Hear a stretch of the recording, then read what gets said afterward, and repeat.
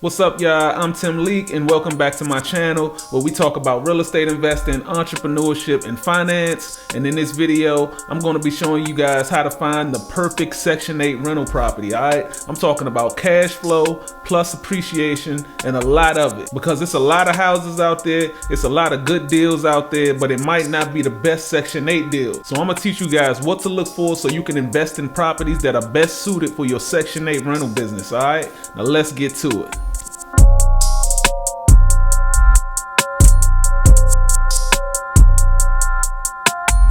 Alright, like I just said, we're going to be talking about how to find the perfect Section 8 investment property. And when I say perfect, I mean properties that generate a lot of cash flow and appreciate. This by all means is an investor's dream, to have the best of both worlds. Because cash flow, it buys your freedom, it gives you the opportunity to retire early, and it's what newer investors like myself usually focus on. But appreciation, that increases our net worth, which opens up even more investment opportunities and builds wealth. So having both cash flow and appreciation is a winning combination for any investor. So I'm gonna give you guys tips on how to find these properties, and it starts with the location.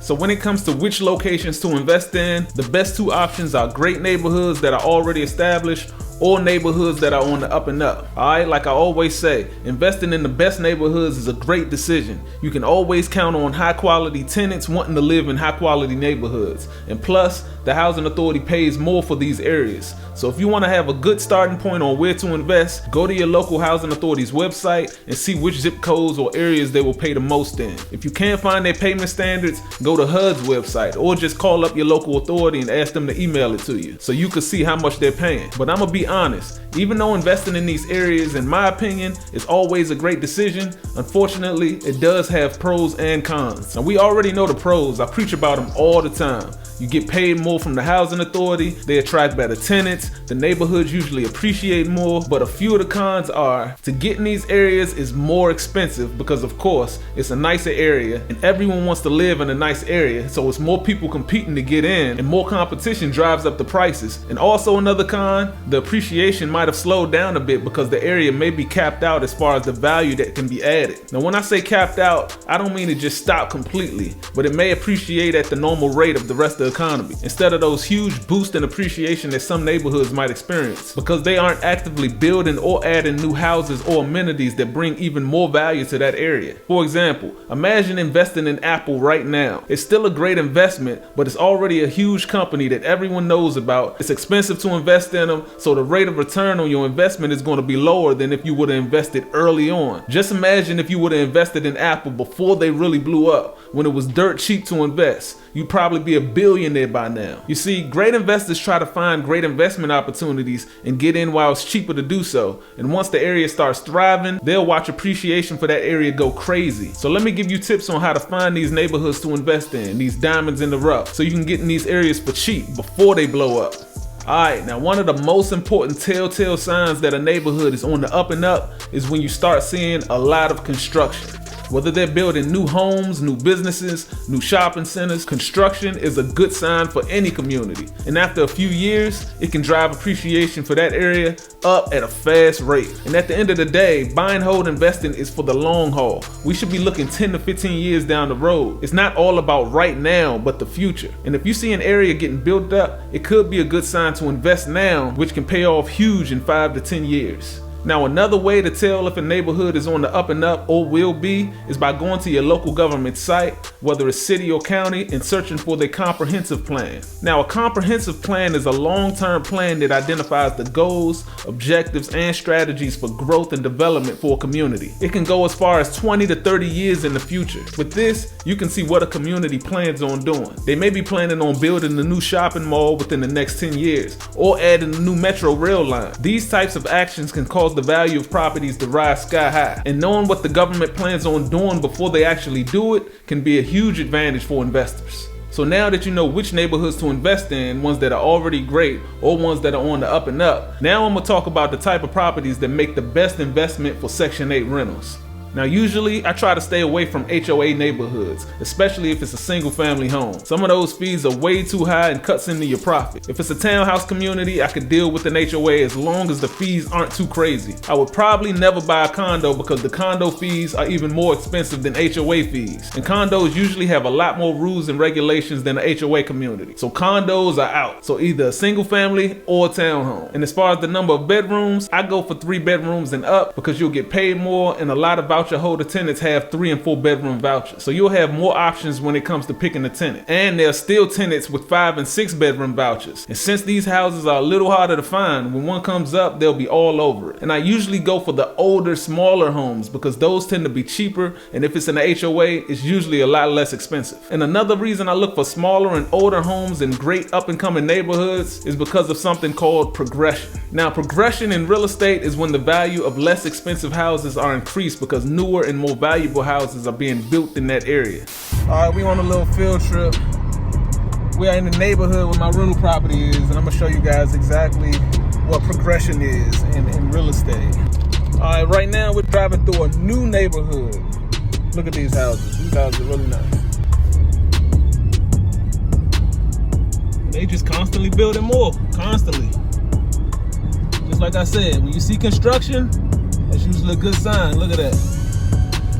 It's constantly building more and more houses. This was already a good community, and they're just still building up more and more houses. So when these houses sell, these big houses, they sell for all of this money. It's just driving up the value of the rest of these houses. And these older houses, they get the benefit. This neighborhood was made in the 70s. Houses are a lot smaller, no garages. It's a good community, it's a nice neighborhood, real quiet. The houses are smaller and a lot older. See the houses, they starting to get newer and newer. And voila, just come right down here and bam, you go to new houses. See how close they are? And because of progression, because of all of the new houses they keep building in this area, because the neighborhood was already one of the top paying zip codes, but they just keep building and keep building newer and newer houses. The property value is steady rising and rising. So why would I get one of them big houses if I know it's going to be a Section 8 rental when I can get one of these smaller houses in the same area, the same zip, pretty much the same neighborhood, and Section 8 is going to pay us the exact same amount, no matter if it's 1,200 square feet or 3,000 square feet. They both have the same number of bedrooms, then Section 8 is going to pay the exact same amount because they're in the same zip code. So when you start in this Section 8 journey, it's best to go after them small, older houses. They'll be cheaper than the bigger and newer houses in the same neighborhood, but you'll get the same exact monthly payment. So those are the houses you need to target. And I also prefer fixer-uppers because, again, they're cheaper and you have the ability to add value by fixing it up. So now the house is appreciating already because of progression, and it's also getting value added because you're renovating it. It's a good situation to be in. Alright, so let's look on the MLS and actually compare the numbers on a good deal for a Section 8 investment property and a not so good deal. So we're looking in zip code 20720, which is in Bowie, Maryland, and right now is the highest paying zip code in all of Prince George's County. Now when you look at these two houses, one clearly is better than the other. They're both 4 bedrooms, but other than that, completely different houses. Now this house was built in 1988, so it's almost 35 years old. It's just over 1,100 square feet, so it's pretty small, and it doesn't have any pictures, so I'm sure it needs some updating and repairs. It has no HOA fees, and the asking price is $435,000. Now this house is beautiful. It was built in 2011, so it's only 11 years old. It's 4,000 square feet, so it's almost 4 times bigger than the other house. It has a 2-car garage. It has 52 pictures, which is usually a sign that it's really nice inside, which it is. I mean, clearly this house is a better house, but it does have a $137 a month HOA fee, so that sucks, and it's listed for about $800,000. So if you were to put 20% down on this house, your down payment will be $159,000. And at a 5.5% interest rate, your monthly payment will be almost $4,600. But on the first house, if you put down a 20% down payment on the asking price of $435,000, your down payment will be $87,000, which is $70,000 lower than the other house. And since it's a fixer-upper, that $70,000 can be used to fix it up. And at the same interest rate of 5.5%, your payments will be just over $2,500. So that's $2,100 lower. And remember, they're both 4 bedrooms. And for this zip code, the Housing Authority will pay $3,788 per month for a 4-bedroom. It doesn't matter which house looks better. It doesn't matter which one is bigger. The 2-car garage doesn't mean anything. They'll get paid the exact same amount. So for the older, smaller fixer-up house, you're getting almost $1,700 of cash flow each month. While the big, beautiful house that's already fixed up and is only 11 years old, you're at minus $800 a month. So you're cash flow negative. So that goes to show that the actual house is not as important as the location of the house. The location always trumps the house. You'd much rather have a piss poor house that you could fix up in a great location than a great house in a terrible location. The location of the house always trumps the actual house. And what exactly trumps the location? The tenant. No matter how you spin it, I would much rather have a great tenant in a not so good location than a bad tenant in a great location. And it's our job as Section 8 investors to get the best tenant in the best locations in a decent house. I mean, I wish I could put them in the best house, but as you can see, it might not make financial sense for us to do that. But trust me anyway, Section 8 tenants value a good landlord and a house that's in a good location. They'll feel like they hit the lottery. And even though the house may not be the newest or biggest, it can still be renovated and be a beautiful house.